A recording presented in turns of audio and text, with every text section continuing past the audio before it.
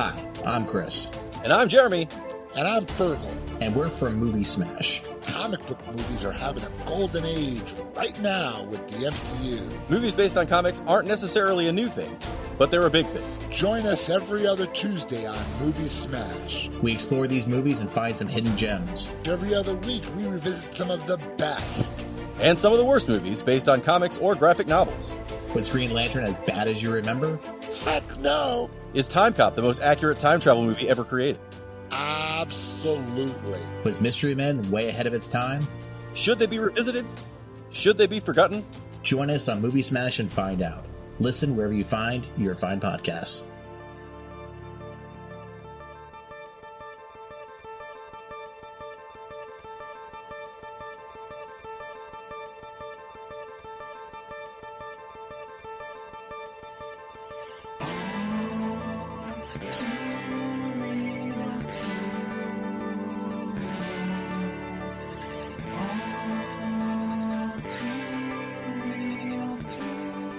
Okay, everybody, welcome to the latest episode of All Too Real 2. My name is Michael E. Cullen II, and with me, as always, is... Sesame Style Boys and Carta. Style Boys. Mm-hmm. Yep. Yes, Style Boys. Forever. They're better than the Wu-Tang Clan. God. No. So, today on the show, we're covering a movie that's kind of a very, in my opinion, underrated movie that actually bombed at the box office, but is actually pretty funny. It's a 2016 film called Popstar, Never Stop, Never Stopping. It's a Lonely Island movie directed by Akiva Schaffer and Jorma Taccone, written by Andy Samberg, Akiva Schaffer, Jorma Taccone. Stars Andy Samberg, Jorma Taccone, and Akiva Schaffer. AKA Lonely Island. So we've got in this movie, we've got Andy Samberg as Connor for real, Jorma Taccone is Owen, Akiva Schaffer is Lawrence, Sarah Silverman is Paula, Tim Meadows is Harry, Maya Rudolph is Deborah. Joan Cusack is Tilly, Imogene Poots. Every time I say her name as Ashley, Imogene Poots, it just sounds like I'm saying something wrong. I don't know if it's because her last name is Poots. Nothing against her. It's just when you say Imogene Poots, it just sounds like you're cursing or something. Anyways, yeah, Chris Redd as Hunter, Edgar Blackmon is as Eddie, James Buckley as Sponge, and then you got a bunch of people like Usher and Carrie Underwood, Questlove, Nas, Mariah Carey, A$AP Rocky, bunch of different people in there playing themselves. So yeah. It's like one of those mockumentary type films, but like using like actual people within. So it's not like The Mighty Wind where it's like all fictional characters. Yeah, you have like real people, and then still you have playing people. And then you have real people like playing fictional characters too, you know, so it's a combo thing. Because like you've got towards the end of the movie, like Weird Al Yankovic's in there playing somebody else. So it's right. Near the end, the lead singer of a band called Hammerleg. You got the like Snoop Dogg's in there. You've also got Go ahead. I'll just say the lyrics of these songs are ridiculous too. Yeah. And I mean, this movie has like probably one of the largest collection of former and then one future at the time SNL cast members like ever. Yeah. So because you got the guys from Lonely Island, you got Joan Cusack, who was a cast member for a season. You got Chris Redd, who became a cast member the year after this movie came out. You got Sarah Silverman, who was a cast member, Tim Meadows, Maya Rudolph, Bill Hader, Will Arnett. Meadows. Yeah, I already said, Tim Meadows. I already said that. Yeah, he's in there. Yeah, you got a lot of people. Then you've even got like random cameos. Like there's a thing on the screen and I saw a person on there where somebody's like talking about, you know, how much they hate Connor for real at one point. And I noticed it and I was like, that's Walter Jones, aka the original Black Ranger from the Mighty Morphin Power Rangers, who was also the star of Rhapsody Street Kids. Oh God, we did that one. Yeah. He was the main character in that. He did the voice of the main character. That's a crazy movie or whatever that was. So, what's your initial thoughts here on this movie? I liked it. It was funny. Yeah. It was kind of just what I needed because I was going to suggest the Never Ending Story TV show from 2001. But like within the first 5 minutes, the kid's mom gets into a huge car accident, possibly dies. But I didn't really feel like watching something like that. So yeah, it's it's crazy. I've been hearing too much about dead children and dead. I can't really think about that. Fiery car being charred. Fire. I want something a little bit lighter. Not lighter as in like. So before we get into the movie, I was on TikTok earlier, and speaking of Neverending Story, I think part 2 or 3, one of them, it's part 2, I think it was. Jonathan Brandis was in it, who, speaking of dead people, anyway, sorry, he committed suicide. I saw a video that came up on my TikTok when I was just swiping through. And this guy, I thought it was a joke at first, but he's completely convinced that Jonathan Brandis didn't really die and just became Bradley Cooper, even though they don't even really look alike. Oh my God. But he has this whole thing where he breaks down how they look alike. And then he's convinced that Martha Stewart and some guy named Buchanan is their dad, and that Tanner Buchanan from Cobra Kai is Bradley Cooper's son, which he's not, and all this shit. I watched. Is that the guy who plays Tanner? Is that the dude who plays? I don't know his character on there because I haven't watched the show in a long time. But yeah. Robbie, is it Robbie, Johnny's son? Yeah, I think so. Yeah. Okay, yeah, that's hilarious. Yeah, no, he looks nothing like Bradley Cooper. Yeah, but his reasoning for that is because in Ladybugs, the movie, when Jonathan Brandis pretended to be a girl, he used the name Martha. So that means that was like a tribute to his mother, Martha Stewart. And then the Buchanan thing comes to be where Jonathan Brandis was one of the many actors over the years to play Kevin Buchanan on One Life to Live, the soap opera. So that was his theory behind this. It was the weirdest fucking thing I ever met. I mean, I don't know if this thing was like a satire, but he played it straight the whole time. I just kept waiting for like the shoe to drop where it was a joke. Yeah. And like actually, speaking of that though, there is a scene in Cobra Kai where Johnny Lawrence, which again is supposed to be Robbie's dad, and Robbie is played by Tanner, who is supposed to be the son of whatever, Bradley Cooper, whoever.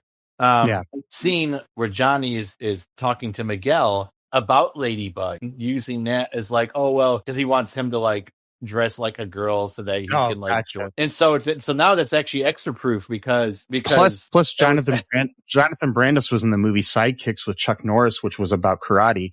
So that's right. No, exactly. So it's all connected. And I think Sidekicks is mentioned in Cobra Kai at some point. So that's like a twofer right there. 2 extras. It's like, you get like a couple onion rings in your French fries. It's kind of like that, you know. Good for most people except for me because I'm allergic to onions. But the exactly. And totally unrelated, my second oldest nephew looks a lot like Jonathan Brandis, but that's just totally random. No, it's not. He means he's Bradley Cooper. He's not really my sister and my brother-in-law's kid. It's nope. Oh my God. So anyways, back to Popstar. Yeah, that's right. I really enjoyed the movie. I've seen it before. I think it was kind of underrated. It was. Do you want to guess the budget of the movie? I think kind of high budget. I would say it'd be kind of like a high. I don't know, like maybe like 100 million, 50 million, something like that. There's only 20 million. Only 20? Oh, that's actually surprising. Yeah.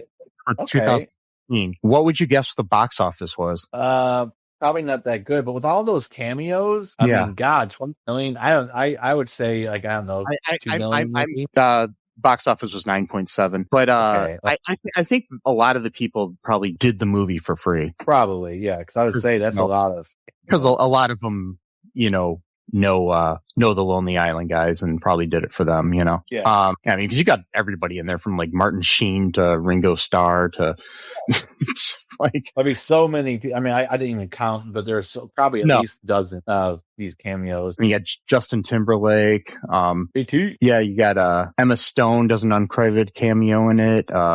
Then you've got brief appearances by Joanna Newsom, who is Andy Samberg's wife and a very accomplished musician herself. She's one of the Zippy's flatline doctors. You've got Mariel Heller, who is Drummer Tacone's wife, as a member of Connor's documentary crew, and then Liz Kikowski, who's Akiva Schaffer's wife, as the Poppy stage manager that he makes out with towards the end of the movie. It's so yeah, you've got a lot of cameos here. Yeah, and then you got cameos from There's a list goes on. Like I was saying before, you've got 50 Cent, Akon, A$AP Rocky, Big Boy, Michael Bolton, Win Butler, Mariah Carey, Regine Cashin, Simon Cowell, Miley Cyrus, Danger Mouse, Snoop Dogg, DJ Khaled, Jimmy Fallon, Steve Higgins, Adam Levine, Nas, Katy Perry, Pink, The Hottie Prinsloo, Questlove, Rihanna, The Roots, RZA, Seal, Martin Sheen, Ringo Starr, Asa Taccone, T.I., Carrie Underwood, Usher, and Pharrell Williams are what they have listed on Wikipedia as cameos as themselves. Yeah. So yeah, that's a lot. Mm-hmm. But yeah. So what's the basic story here we got going on? Okay, so it's like this. It starts off like they're pretty much like the three of them are like lifelong friends since they were little kids. They end up forming this group called Style Boys, which I think started off as like a dance troupe at first or something, and then became like a music group, and they were like really, really successful. And there's a big thing about the pet turtle that's really important to this movie for some reason. It was interesting, but like, and so like Connor for real, he becomes kind of like the breakout star at the most. And so Lawrence, one of the friends, he gets kind of pissed off. Connor, by the way, was a musical prodigy. He could play the drums when he was a baby. Oh yeah, they make all these dumb like hagiographies or however you pronounce that word of like, yeah, he was so great, and like Lawrence and like gets into a huge fight with him on stage once because he felt like he was being like pushed to the side because he apparently came up with like one of their big catchphrases or the lyrics to one of their songs and didn't get credit, and so he pretty much just like tried to punch Connor, and they got into a huge fight. And Owen was like, "You're ruining everything we've worked for," or something like that. And so Owen becomes like his go ahead. Owen becomes his DJ, but he starts going by Connor for real, as you said. The character's real name is Connor Friel. Oh, so that's why it was called. I was wondering why he would call. All right, I was like, why would you? Friel. Yeah. Okay. Yeah, I didn't really understand the name, like why that made any sense, but now it kind of does. And then Lawrence goes off to become a farmer in Colorado. Yeah, which later on you find out why he lives in Colorado. It's it's interesting. But like it's like Owen becomes like his right hand man, his quote unquote beat maker, but not really because he just has an iPod that he just pushes play on. And pretends to be a DJ. He was the beat maker, but he wasn't the DJ. He was just playing stuff, but he created the beats originally for the first album, it seems. But then after that, Connor wanted to do everything himself. So yeah. So he had some other guy, hire or something, but near. I don't know what. No. He just created all the beats himself, and Owen was just playing them. Yeah. So, but he releases a second album, which tanks. Yeah. Ain't horrible. Yeah. His first single is called "Equal Rights," which is about gay rights, and it's But throughout the whole song, he keeps saying, "I'm not gay. I'm not gay." But I believe.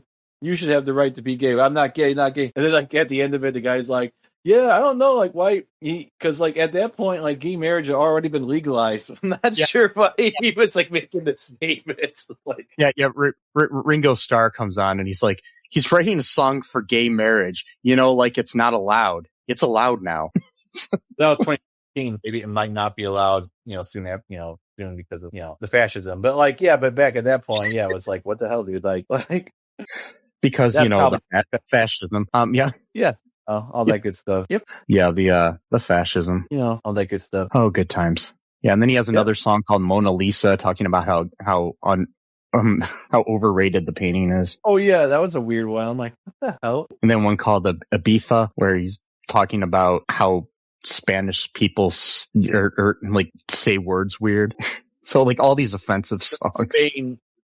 Yeah, because in Spain, the sus sounds more of like a th, like actual Spain, like not people who Spanish, but like people who live in Spain. Like that was a weird song. I'm like, why would they even? I don't know. It's been like a lot of these songs are just kind of stupid. Like they don't really make any sense. But like, I guess that's part of what makes the movie funny is that all these people are like falling for him, or like nonsensical songs where the lyrics are just like one of the songs, like the lyrics are about like how he's such a great lyricist. Like those are the lyrics. Like he has another song called Humble, where he talks about how humble he is, which is not humble at all. But anyway, yeah, it's just so funny, man. I thought it was funny. I really did. Like, it's like your typical story where, like, he's on top and then he falls because the album sucks. And so, like, at one point, Tim Meadows, he's like his manager, and he gets the idea, I think, to have this guy named Hunter, who's like an upcoming star, to be like an opener for him so that he can draw in bigger crowds. Yeah, played by Chris Red. So, who also was an SNL. I don't think he is anymore. No, he left. He left a few seasons ago. Yeah, and he was one of the good funny ones, like funny cast members at SNL for a while, but then eventually Hunter starts. He kind of like pretend to be like he seduced single white female to me, because he kind of started off being like obsessed with him, like you're my idol, type of thing, but it's really to kind of build up his own fame because like he was playing a half hour over his set limit, and then he was, Connor was getting kind of pissed, like, okay, I'm supposed to play, so then he got up to kind of butt in on his performance, and they got into a huge fight on stage over it. And the whole thing is too, like, the main reason that he started selling out is because Hunter the Hungry was like, he was like the reason people were going to the concerts, not really for Connor. So yeah, that's the thing, because he even said like, who are you here to see play Hunter? So it's like he just like trying to take over. Yeah, I mean, it's like when I went to the Sheryl Crow concert, and I really wanted to see Semisonic open up for her. So I didn't care about Sheryl Crow at all. But then I watched it. Really, she was good. So I was cool with it. Yeah, but at the time, or like even worse, like there was I can't remember the guy's name, but so Leanne Rimes played this concert that I worked once, and everybody left after the opening act. Aww. I felt bad for her, but still, it was like at the time I think there was some kind of backlash for her or something. But yeah, so it was like half the audience left after the opening act. Oh, like she put out like a pop record like in 2002. It's kind of like had like hip hop and like electronic influences. So maybe that might have been why, I don't know. But there was some country guy open for her. Yeah. Wow. What's that? Oh, no, that was Jewel. That was Jewel. Actually, I was thinking the wrong person. But anyways, so they, things are going down, and eventually he has at one point though, after they go on the Tonight Show, and Owen's setting it up where they do this thing called the donkey roll, which was their dance that they did as the Style Boys with Jimmy Fallon.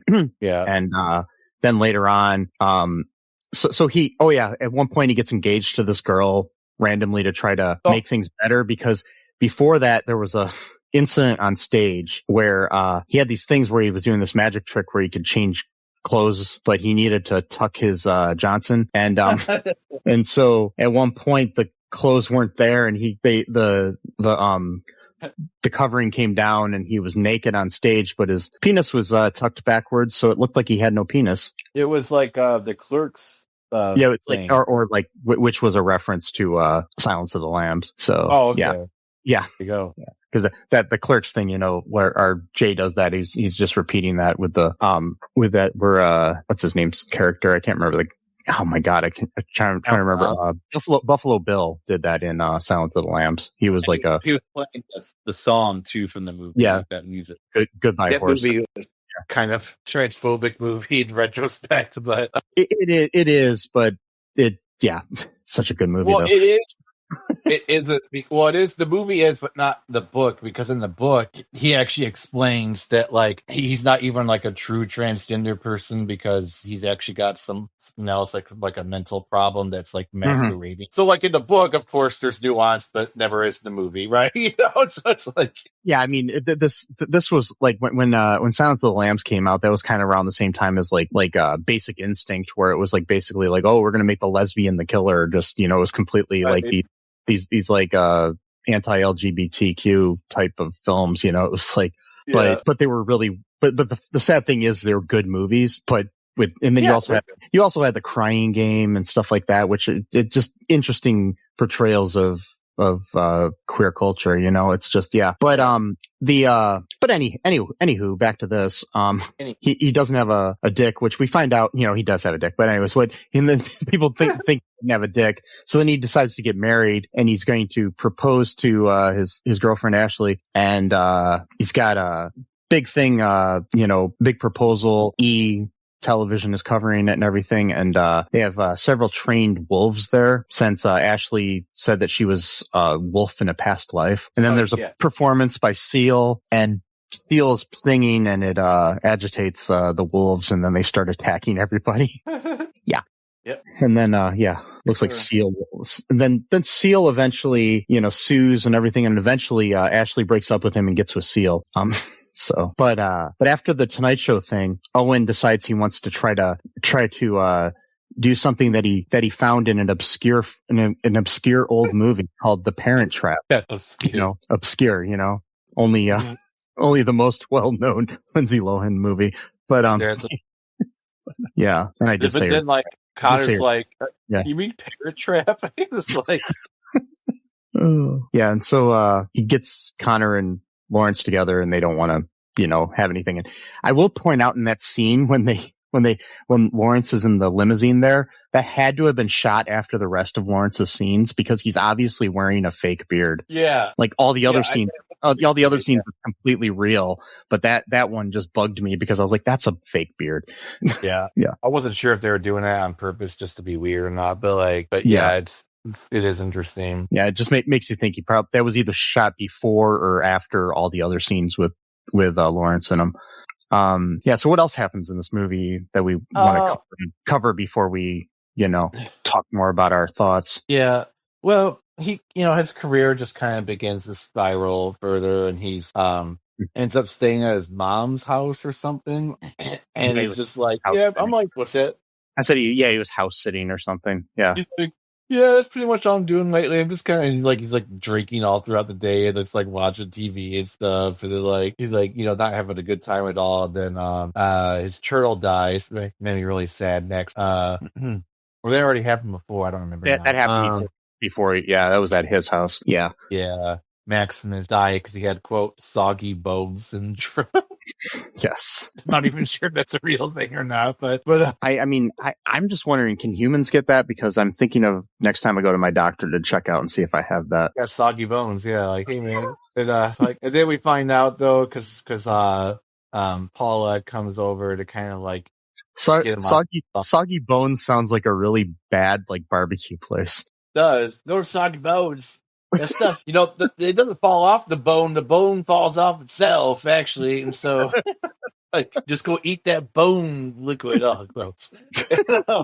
That's disgusting. But Paula comes there to kind of get him out of his funk and sort of just remind him, of his roots and stuff, of what actually made him happy. And so she ends up finding this old birthday party tape of his, and where in his memory, he thought that his mom had given him the turtle Maximus, but it was actually Owen and Lawrence that had given him the gift. And so that made him happy, because Maximus was that was actually kind of sad though when his turtle died. And it's otherwise stupid movie, but it's interesting how our memory will change things and stuff.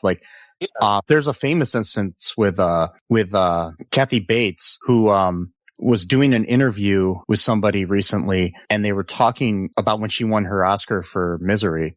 Yeah. And she was like, I feel really bad about that. My mom and I never had a close relationship, and she always held it over my head that I didn't thank her in that speech. And then the guy played the speech, and he said, you did thank your mom. Oh, wow. So for years, her mom was basically gaslighting her. Wow. That's crazy. Yeah. It's narcissistic people. Yeah. So you go to see Owen play his DJ set, and he's like, well, man, who's doing those sick beats, bro? Type of thing. It's it's Owen. Oh, yeah, she had to, do a stupid disguise. She didn't. It was his choice. Oh, it's his idea. Okay. Yeah.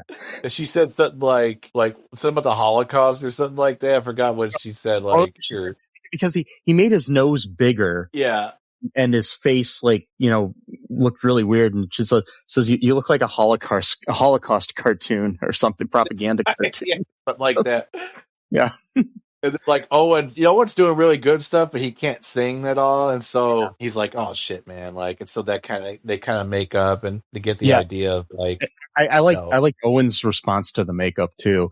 He says, "I can't take you seriously. You look like Jason Segel." Oh yeah, they start making jokes about forgetting Sarah Marshall. It's like, where's Sarah? I forgot about her. yeah.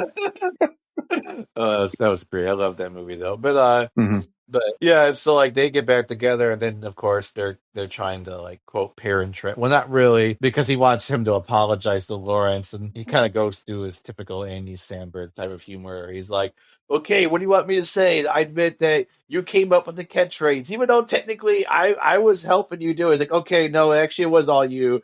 I think I came in late that day. I didn't come in late." He's like, "No, I didn't actually make it at all that day." Actually, like, I wasn't there at all that day. You wrote the whole song. Yeah. Yeah. I wasn't there at all that day. That's right. I remember now. Yeah. And so they kind of make up and stuff, and then Lawrence shows what he's actually really farming, because like so far you just see him like doing woodwork that's not really that good. And, it looks like he's got like this shitty plot of land. It turns out he's got like this massive plot of like weed plants. He's got like hundreds of people working for him and stuff like that. I was like, oh, okay, he actually does own a farm. And then they find out, it's like, do you guys still smoke? And then they start smoking, and they go into this studio that Lawrence has inside of a barn. Right. And so it's like not like this, like the whole movie, you think like he's completely abandoned that like life, and it turns out no, really. Like he's become Amish or something. But because it looks like that throughout the whole movie. But then they come up with like a new song, or no, it was a song that Lawrence had written or was gonna write or something. Yeah. And they kind of rewrite it or something. Then while that happens, Connor gets a call from the Poppies, the Pop Music Awards, or the Poppy Music Awards. So he and that Taylor Swift was arrested for murder, so she couldn't perform. Right. And so he's like, go ahead. I was saying that Lawrence and Owen tell him that he should do it, but he decides to reunite the Style Boys and continue, his work as Connor for Real separately, because they're talking about how RZA is part of Wu-Tang, but also does solo stuff, but he's still part of Wu-Tang. It's just like trying to explain things. All the other members too of Wu-Tang. Yeah. He's like, and we're better than Wu-Tang, and he's like, no. It's like, really? I said that. I shouldn't. And then I heard it as soon as I came out. I was like, and they were like, it's kind of like Tom Petty and the Heartbreakers. You're Tom Petty and I'm Tom Petty, but we're all Tom Petty. No, we're all the Heartbreakers. So then they get to the Poppies, and Hunter's on stage there. He's promoting this Aquaspin company of like electronic appliances that earlier in the movie we had seen, where they set up where the people got mad at Connor because he had a deal with them where all of the appliances played his music. It's so stupid. Basically, whether you wanted to or not. I think that was a dig at the fact that that one time when Apple downloaded that U2 album to everybody's iTunes. Oh, right. It was like a free album that you were forced to have. Like, could you even delete it, or was it just stuck on there? Well, there was an issue with that. It was funny. I was listening to a podcast about the history of that, where they fucked up, and it would come on new iPods and stuff like that, and then iPhones, or new iPhones and stuff, I think would come with the album already on there. But you also had a situation where it would just automatically download to your iTunes, but for some reason, whenever you deleted it, it would just re-download it. Oh God! And then it was taking up like space on people's phones, because at the time you didn't have as much space on a phone, and it was just like, if you wanted to put another album on that, you couldn't delete that album to add your other album. And it just kept doing that. And then they had to release a link to a website that walked you through how you can do it. You had to do a different way than you would delete anything else. It was just so stupid. Wow. But so that kind of reminded me of that, where, all these people are getting mad because all of a sudden Connor for Real's coming out of their refrigerators and toasters and dryers and stuff. Yeah. So it's like, it's such a stupid idea. Yeah, that would be annoying too. Every time you open up, it's like, what if it's like late at night or something, or like also if you're like trying to do laundry and you're hearing like, it's just such a dumb idea. Plus, two people are saying like it took up like their electricity bills for some reason, it was like really high because of it. Like, I'm not sure why, but anyways, Mariah Carey and Hunter are on stage, and he's like promoting Aquaspin while they're trying to present this award, and she just gets pissed off and leaves stage. But then they were originally going to do a Style Boy song and then a Connor for Real song afterwards. So the producer of the show says, "Oh, we're running over, and you can only do one song. Your 6-minute slot has been shortened to 3." And so he had to either perform a Connor for Real song or a Style Boy song. Then he ends up deciding that they're going to do a Style Boy song. Starts out as a Connor for Real song and then becomes a Style Boy song. And then you've got Michael Bolton and Usher and Justin Timberlake's character, who's like their caterer. And then Tim Meadows comes on stage playing some kind of instrument. Was it a yeah? No, it wasn't sax. Maybe it was. Yeah, it was either a trumpet or a sax. I can't remember. And then so they that happens, and Hunter was fired by Harry, who is the manager that Tim Meadows plays, and because he was disrespectful towards them. Yeah, because the running gag too was the fact that Harry was the 4th member of Tony, and he won. And in Tony, they all had exclamation points behind their name, but he wanted to have a question mark under his. So that's right. Tony. Look, in retrospect, that probably was a bad omen. Yeah, one of the members of Tony died like in the last year. That's sad. I used to have I had their one album. I got it somewhere. I have it on vinyl. Man, you should keep that album, man. It could be worth something. Yeah, I gotta find it somewhere. I don't know. It's packed away somewhere. But yeah, they had that going on, and so then the movie kind of like wraps up where he gets a new turtle named Maximus 2. And then, they play and right at the end, one of the party wolves attacks Connor. Is that what that was? For some reason, I thought it, I don't know why, but I thought it was like the silent movie where like, I don't know, you know what I'm talking about? I forgot the name of it, where it's a silent place or something like that. I don't know why I thought it was that, but it makes more sense. It's the wolf. Quiet Place? I don't even know if that was out by then. Place. Yeah, because I don't think probably not. I don't know why I thought that, but yeah. So yeah, we also throughout the movie we had this like TMZ knockoff where you had Will Arnett kind of playing the Harvey Levin character, and then you had Eric Andre, Mike Birbiglia, and Chelsea Peretti all doing this CMZ instead of TMZ. Mm-hmm. Yeah, and so at the end of the movie, there's like in the credits, there's a scene where they talk about them getting back together, and I will say the parody of TMZ is just spot on. So I mean, like they're like psychotically laughing at each other's jokes. Like, I mean, like with so much. That's why I never watched TMZ, because they all just sitting there in this like little office space just talking, and Harvey Levin's always drinking out of a sippy, not a sippy cup, but like a cup, like like a Stanley Cup sort of thing, and just talking to them. It's just and might as well be a sippy. Yeah, no, they all. Yeah. It's the same shtick. It's like he's standing above them, and he's got that dumb drink, and they're laughing about crap. And this time it's like really going at it. It's like, and there's that one guy that's got the long like braided dreads sort of thing. That's on TMZ all the time, and they had Eric Andre dressed up, just looking exactly like him. So it was funny. That's right. Yeah. Yeah. That guy's hilarious. Yeah, it was a funny movie. I really liked it. I think it's very, very underrated. I think Andy Samberg and the rest of the Lonely Island guys are some of the most underrated comics of the last century. Yeah, I mean, he wasn't Brooklyn Nine-Nine for about 6 seasons. Though, I was on for like 8 years, I think, actually. So but Brooklyn Nine-Nine is great. I'm just saying, but it's like he's a great actor too. I mean, Andy Samberg has done a lot of bad things, but a lot of good things too. And if you want to see a really good Andy Samberg movie, what's the name of it? It's called Palm Springs. If you haven't seen that, a 2020 movie called Palm Springs. Nice. I haven't seen it. I might watch that later. Yeah, it's on Hulu. I highly recommend it. It's great. Kristen Milotti from How I Met Your Mother. She plays the mother. How I Met Your Mother. She's in it. There's two of them. J.K. Simmons is in it. It's like hilarious, but really touching. It's the most unique romantic comedy I've seen in a long time. It's kind of a Groundhog Day situation. So yeah, but yeah, it's good. Cool. Yeah, that's what I recommend this week. I don't recommend things normally, but I recommend Palm Springs. Yeah. Yes.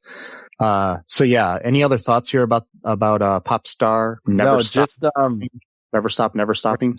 Stopping. Yeah, that's all I can say. Never stopping. Yeah. Yeah. So yeah, folks, hope you enjoyed this episode. If you did, please give us a like or follow or 5 stars or whatever they do and whatever kind of format you're listening to this on, Mm-hmm. Speak our good name into the ether of the world. Yeah. Yeah, do it. I do recommend highly giving us a review on iTunes or Spotify.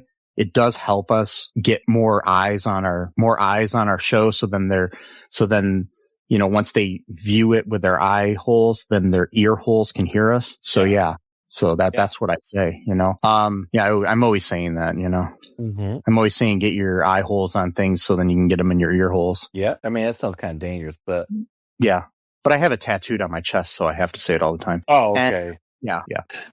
So folks, also, go to all2real2.com. There's links to everything, all of our social media, our Patreon, a good way to help out the show. You can join, as a monthly patron. A patron. I don't know. Yeah, you can join and help support the show for as little as $1 a month. Because we're not making big bucks here, folks. We're not even making little bucks.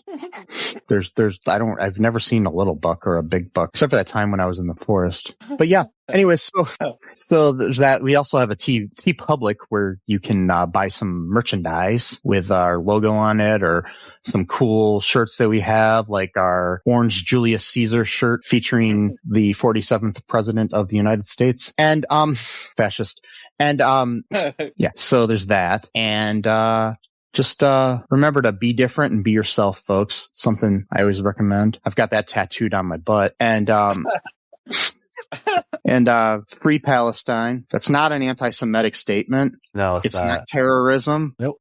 And it's still legal to say at the moment. For now. Trans lives are human lives. No human is illegal. Be good and love each other, folks. Respect everybody. We all bleed the same red. Not me. I bleed green, actually. Well, you may want to go get that looked at. Like those bottles of ketchup they used to have food coloring in, like the green ketchup. Like that's actually my blood. It's crazy. Yeah. Does it taste like it? Yeah, a little bit. It's actually not bad, but well, if you're out of ketchup, like making a burger or something, and you need some ketchup, you just cut me open a little bit. I'd be happy to. I'd be happy to provide some. Maybe it hurt, sure, but you're at a family barbecue and you just like, yeah. It's like, oh boy, not gonna be pleasant, but hey, anything to help out, the cookout, help out the cookout. Help out the cookout. That's another good T-shirt. I'd help out the cookout. Anyways, so remember that I love you. I'm so humble. Yeah, me too. That's what I'm always saying about myself is that I'm so humble. So humble, man. Exactly. You're like, hey, man. Yeah. I have that tattooed on my forehead. And, wow. Yeah. I'm running out of real estate on my skin. Just gotta say, man. I'm like, you got Sesame loves you. Yeah, I do. And until next time, folks. Bye-bye. Thanks for listening to All Too Real 2 podcast, a Cullen Park production. Produced and edited by Michael E. Cullen II. Music by Matthew Hawes. Subscribe and share the show. Visit us at cullenpark.com.